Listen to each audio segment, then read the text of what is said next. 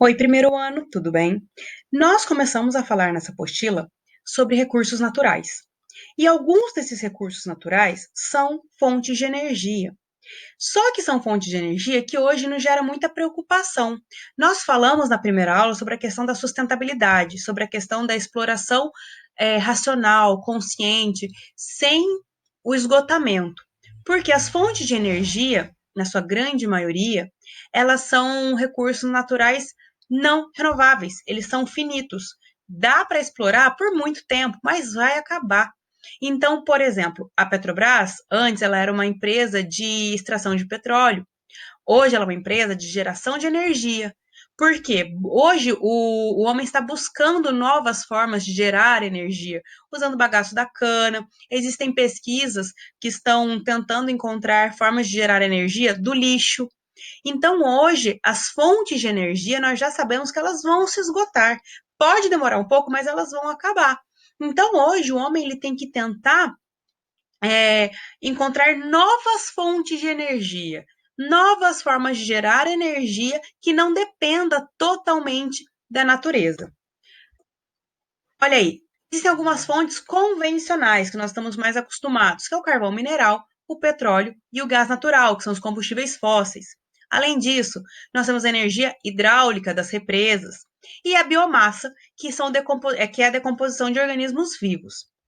Além disso, existem outras fontes não convencionais, que não são todos os países que têm a tecnologia nem o dinheiro necessário para investir, que são as marés. Já existem países gerando energia através do movimento das marés, os ventos, as ondas através do xisto, a energia geotérmica, a solar e a nuclear.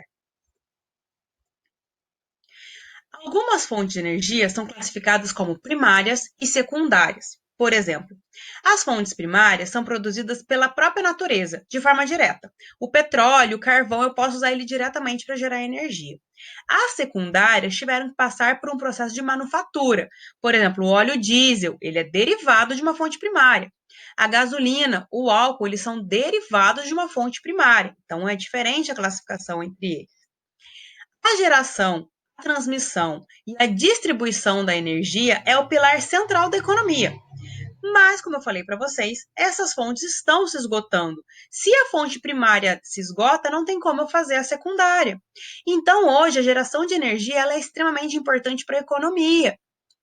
E a gente tem que pensar numa forma de consegui-las, primeiro, é, sem fazer tanto mal ao meio ambiente, sem causar tanta poluição. E segundo, consegui-las de uma forma que não comprometa essa produção para as próximas gerações. O carvão. Vamos lá. A primeira fonte de energia natural que nós temos, o carvão. A qualidade é medida pelo teor de queima. Quanto mais calor ele solta durante a queima, melhor a qualidade do carvão. É uma rocha sedimentar de origem orgânica, ou seja, é uma rocha sedimentar de origem de restos de animais e vegetais. Ele passa por 5 estágios até se formar o carvão. É o vegetal, né, até ele se juntar com outros restos, outros sedimentos. Aí ele começa como turfa, o linito, a hulha e o antracito. Isso ao longo do tempo. O carvão ele é usado como fonte de energia em usinas termoelétricas, indústrias, além de servir como matéria-prima na produção de aço. Ou seja, o carvão ele é extremamente usado. Só que o Brasil não é um grande produtor de carvão, nossas jazidas não são ricas em carvão, como também tem a questão do petróleo, por exemplo. Os maiores produtores mundiais do petróleo, a Arábia Saudita, que a gente sabe no Oriente Médio é quem manda, acaba quem dita o preço do petróleo mundial. Estados Unidos, Rússia, Irã, México, China e Venezuela. A gente sabe também que a Venezuela, por exemplo, é um país que depende totalmente da exploração do petróleo. Se o preço do petróleo varia, a economia venezuelana varia junto. Os Estados Unidos, ele é um grande produtor de petróleo, mas ele não produz o suficiente para a demanda, então ele tem que comprar de fora. Ele precisa de mais do que ele produz. O primeiro poço do mundo foi perfurado em 1859 na Pensilvânia, nos Estados Unidos. Opa. E ele pode ser explorado de duas formas. Ou na plataforma marítima, é essa daqui, que a gente acostumou a ver, que eu já até indiquei o filme para vocês, sobre o acidente que teve na plataforma no Golfo do México, ou no continente. É uma plataforma um pouco menor, um pouco diferente, mas eu também posso explorar o petróleo no continente. Eu tenho essas duas formas de exploração. Nos Estados Unidos, e como em vários países do mundo, a demanda já é maior que a sua produção, então os países têm que comprar o petróleo de outros lugares, ou seja, principalmente do Oriente Médio, da Arábia Saudita. Ela é a maior produtora mundial. Então, a partir do momento que as grandes potências, como França e Estados Unidos, precisam do petróleo saudita, ela pode definir o preço que ela quer para vender o petróleo. Novas reservas estão sendo exploradas. Hoje, novas reservas estão sendo mapeadas, tentando encontrar para explorar cada vez mais esse recurso. Mas foi o que eu falei para vocês, gente. É um recurso finito, ele vai acabar. Alguns especialistas já falaram que em 47, 45 anos, mais ou menos, vai acabar o petróleo mundial. Mas o mundo ainda vai depender do Oriente Médio por um bom período, porque as reservas do Oriente Médio são muito grandes.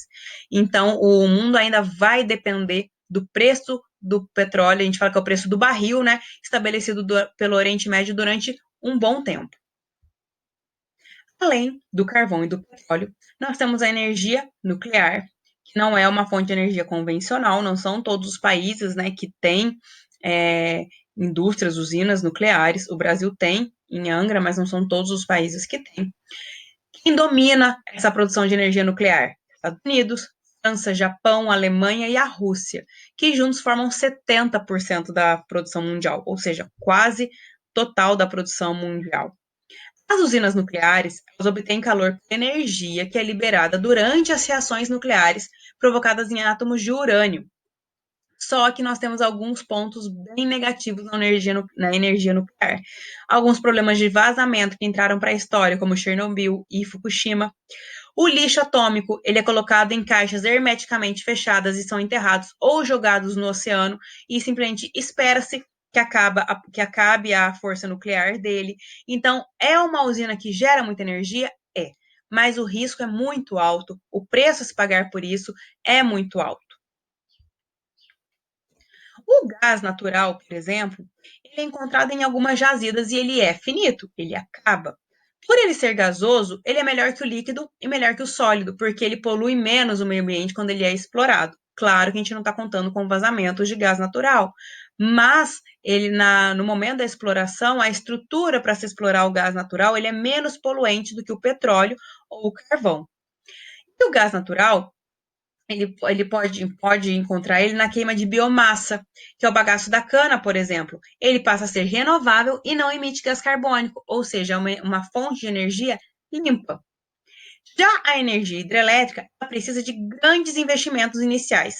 As instalações de usinas e linhas de transmissão requerem muito investimento, muito gasto. Então, olha, eu preciso primeiro encontrar um rio de planalto, né? Eu preciso do rio num nível mais alto para ter essa queda, e eu tenho que construir uma estrutura muito grande, uma estrutura muito detalhada. Olha, tem que ter gerador, tem que ter duto, canal, não é simplesmente colocar uma represa e esperar que a água caia e faça seu trabalho.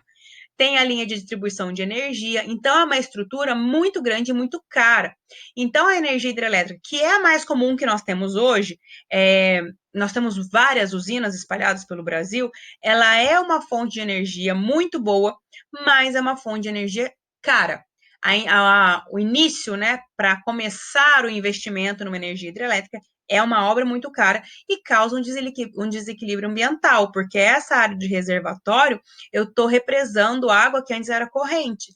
Então, vai ter um desequilíbrio na vida animal, na fauna e na flora bastante grande. A construção de barragens pode ocasionar transformações nas bacias hidrográficas e os desequilíbrios ambientais. Nós temos hoje uma grande obra de uma energia hidrelétrica no Xingu, que está embargada, está parada por problemas ambientais e problemas das comunidades ribeirinhas. O lugar que eles construíram, um reservatório, vai alagar uma área onde muitas pessoas vivem, uma comunidade ribeirinha vive, então eles não, uma obra extremamente cara, uma obra extremamente grande, ainda não colocaram para funcionar por esse problema.